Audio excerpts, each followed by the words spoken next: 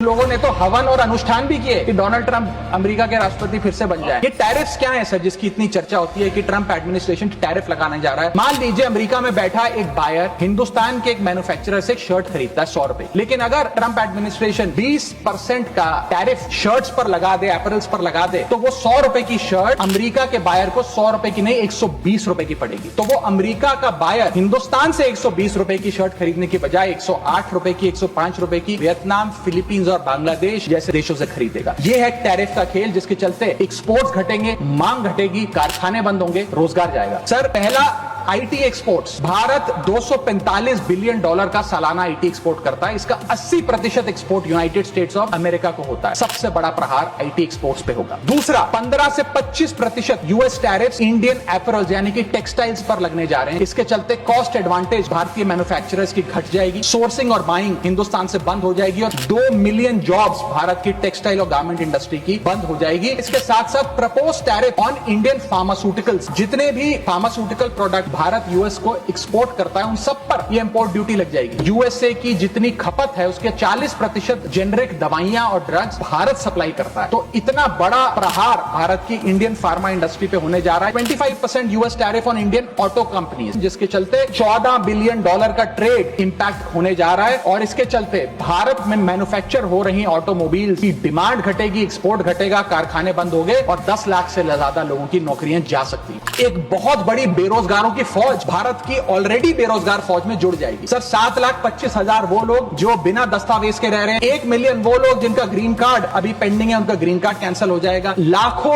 H1B visa applicant जिनका H1B visa मिलना अब नामुमकिन सा हो गया है। और उसके अतिरिक्त भारत में जो टेक्सटाइल्स, फार्मा, आईटी और ऑटोमोबाइल इंडस्ट्री है उसमें जॉब ले ऑफ्स होंगे। सर मेरा आखिरी पॉइंट, भारत की फॉरेन इनवर्ड रेमिटेंसेस घट जाएंगी, भारत का फॉरेक्स रिजर्व घटेगा। सर वर्ष 2024 में डॉक्यूमेंटेड एंड अनडॉक्यूमेंटेड प्रवासी भारतीय जो यूएस में रहते हैं उन्होंने कुल मिलाकर 111 बिलियन डॉलर भारत भेजे। यानी कि जब उनकी नौकरियां ही नहीं रहेंगी तो वो क्या पैसा भेजेंगे। जब वो पैसा नहीं भेजेंगे तो भारत के फॉरेक्स रिजर्व्स घटेंगे और फॉरेक्स रिजर्व्स घटने की वजह से रुपया और कमजोर होगा और डॉलर और मजबूत होगा। सर भारत की कॉर्पोरेट टैक्स कलेक्शंस में 3 से 4 हजार करोड़ का नुकसान होने जा रहा है और इन्फोसिस, टीसीएस जैसी बड़ी बड़ी कंपनियां अब 80 से 90% अमरीकी लोगों को नौकरियां देंगी। भारतीय जो H1B वीजा पे वहां काम कर रहे हैं उनको निकालने का काम शुरू होने जा रहा है। कुछ लोगों ने तो हवन और अनुष्ठान भी किए कि डोनाल्ड ट्रंप अमेरिका के राष्ट्रपति फिर से बन जाए, लेकिन उसके बदले हमें हासिल क्या हुआ, पहला झटका जो ट्रंप एडमिनिस्ट्रेशन ने दिया वो भारत को दिया।